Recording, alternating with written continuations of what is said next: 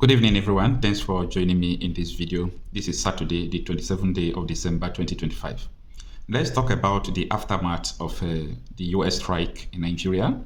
I think this is very important, and it seems that there are a lot of questions that people want to know more.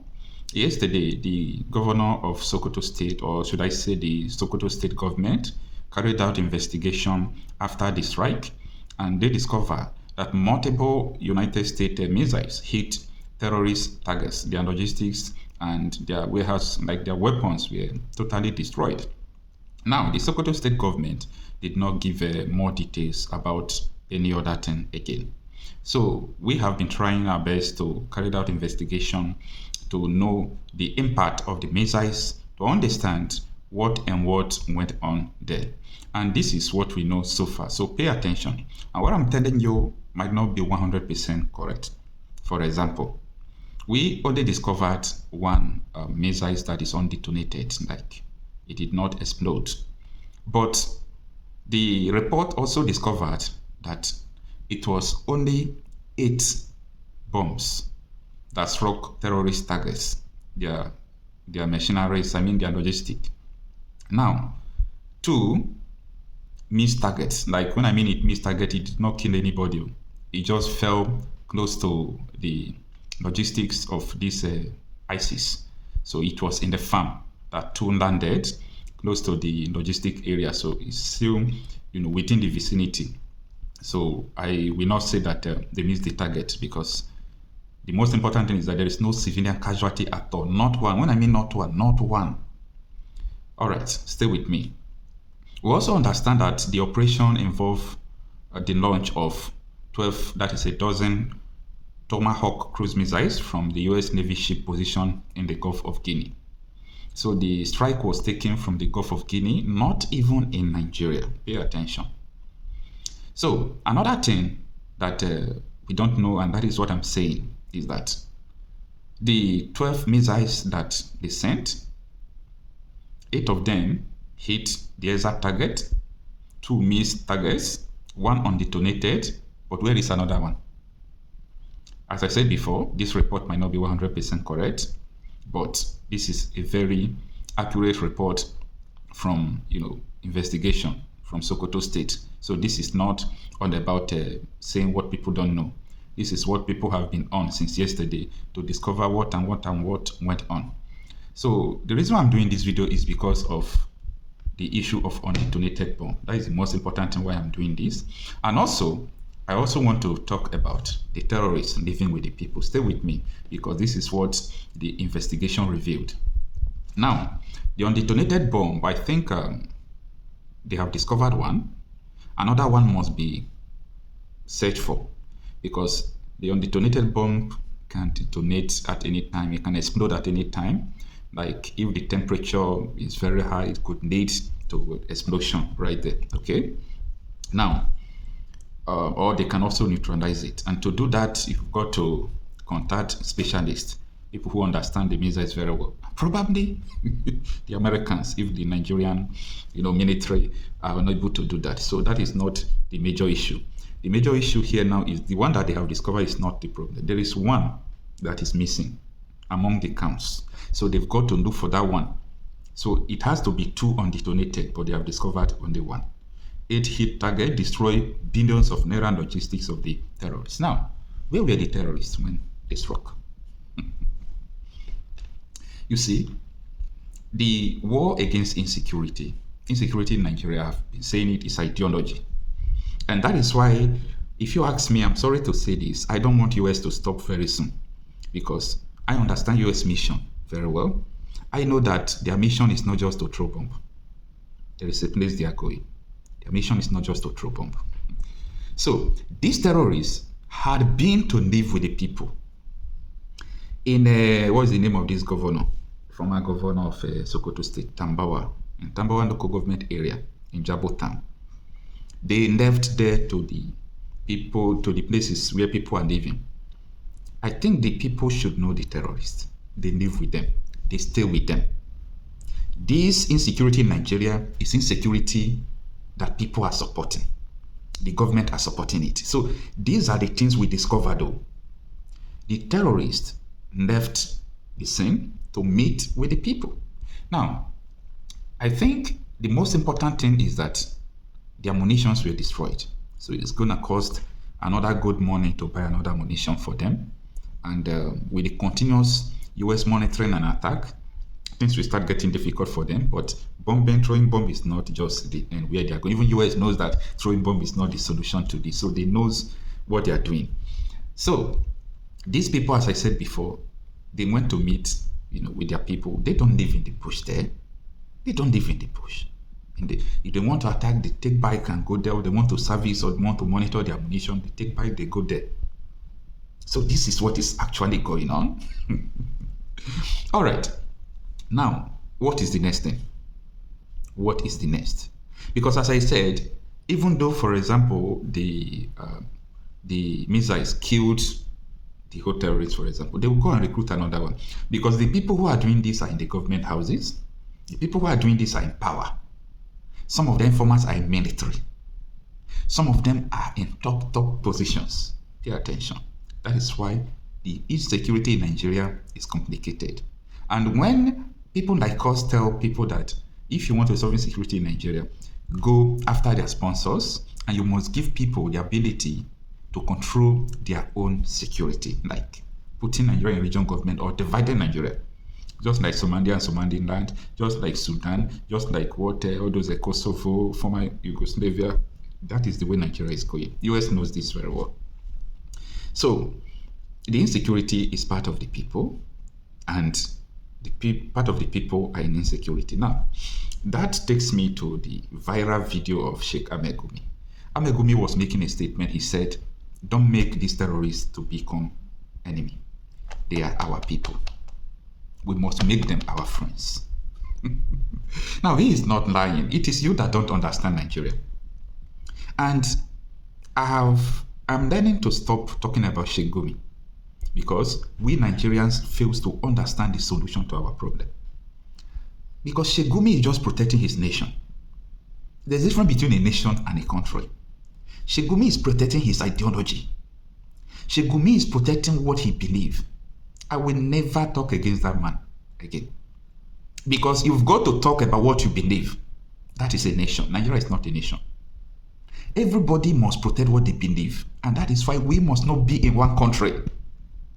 This might be too deep for you. You might not understand what I'm saying. For people who believe that for peace to be, you must surrender to their religion. For peace to be, there must be implementation of Sharia in the whole territory of Nigeria. That is the definition of peace. This was what a terrorist told me on TikTok. I discovered his account. I chatted him. I called him. He told me this. I asked him, why can't you seek for peace? He said the peace is possible. How is the peace possible when you keep on killing people? Say, because you refuse to surrender. So what they want is for people to surrender. And for you to stop this is an ideology. This is a religion. This is what people already have in mind, that if I die in the course of this war, I am going to heaven. This is what they know. So for people to be able to get out of this, there must be a division. Like Nigeria have to separate. I am telling you this. I will not talk more about Gumi again, because you fail to realize the solution to this. Gumi is protecting his nation. It's not Gumi alone. Gumi is just a small man where the people who are protecting these people are. It is their culture. It is their belief. It is what they want. Like, this is the kind of country we want. We don't want a country where we have infidels like you. We don't want a country where we have infidels. This is what they know, what they believe in. Sani Yerima, former governor of Zamfara State and 3-time senator of the Federal Republic of Nigeria, said that it is the ambition of every Muslim to have a Sharia state. And you know what that means. You know what that means. So, let us keep deceiving ourselves that this union is going to work. We might be able to live in falsehood for 200 years. We might be able to live in falsehood for maybe 300 years. I think we are just about 110 years now. We might be able to live in 300 years. But at the end, the division of Nigeria or the complete Islamization of Nigeria will become the goal. It's either the whole Nigeria will be Islamized, or Nigeria must be separated for people to protect themselves because this thing is not stopping very soon. Bomb is not going to stop these people, you know. But I know the game plan of the US that they are not stopping at bomb. Now, pay attention. Always pay attention to my videos. Yesterday, I made a video and I was talking about Nigeria is on the table, that people were discussing about Nigeria. And I also talk about the possible decisions that we arrived. Though the meeting was not just only about Nigeria. If you can remember, or you can go and watch the video just yesterday. So that meeting also gave the Israeli Prime Minister Benjamin Netanyahu his own, security, if I may say, like courage, to declare the recognition of Somaliland from Somalia today as a sovereign nation. Yeah, as a sovereign nation. So people are learning how to separate countries who are not under Sharia today. Why? Pay attention. What is going on is a global problem. It's not a Nigerian problem. It is a global problem. Now, a global problem, if you go to Germany, in the UK, even America, what is going on is that there is a push for Sharia from these extremists. They want Sharia everywhere they are. Now, that is the situation in Nigeria. If people who came into a country like they just migrated into the country, they emigrated from their country and immigrated into the country, they are causing problem, trying to restore Sharia in that country that they entered. Then I want you to think about Nigeria that is almost 50-50, Christians and Muslims and traditional. If you join Christians, traditional believers, the Jewish, other people, they are like 50-50 to these people. So the world knows what Nigeria is going through. It is you that don't know, and it is you that don't want to know. It is you that don't want to know. So everybody must be able to protect themselves from these people. That is the solution. Now, Ted Cruz have a bill on the Senate in the United States to pressure Nigeria to use the US might to stop Sharia law and blasphemy law in Nigeria. You know what? US might succeed in pressuring Nigeria, but they are not going to stop Sharia and blasphemy law from the north. Where it will lead to is just the dissolution of this country. How do we cope with a country that have two laws, two police? Like, I'm not talking about state police or those things. So, a police that is not under Nigerian constitution. No. We have a court that is not under Nigerian constitution. And I could remember what this terrorist on TikTok told me, that any true Muslim does not obey any law apart from Sharia law. That obeying any law is a sin against Allah. You see, after all these things, I used to call my friends who are Muslim. I have many of my friends who are Muslim, and they are good people. Okay, they are good people, good people. I have so many of them. I don't pretend to them, and they don't pretend to me. That is why we're able to be very, very close. I say my mind the way you see me. Like, I'm not afraid of anybody. And they themselves, if they want to talk to me, they are very direct, very straightforward. So that is how we flow. That is the symbiotic relationship we have. So they also confirm most of the thing these bandits on TikTok is telling me. They confirm it to be true. So I want people to actually understand that this problem of Nigeria, you might not believe me now, but from now to the next 10 years, everybody will understand what I'm saying. Nigeria is not sustainable. And the way forward is not to continue like this. We must seek solution to this, but the solution we are going to seek must not be temporal. It must be a permanent solution. Seeking a temporary solution is like forming a private security, fighting war. Are you going to fight it forever? Like, do all those things, and so on and so forth. And at the end, like, you just leave it like that. Your children will continue to fight it. If you're unable to fight it, they will be conquered. No, that is not the solution, you know.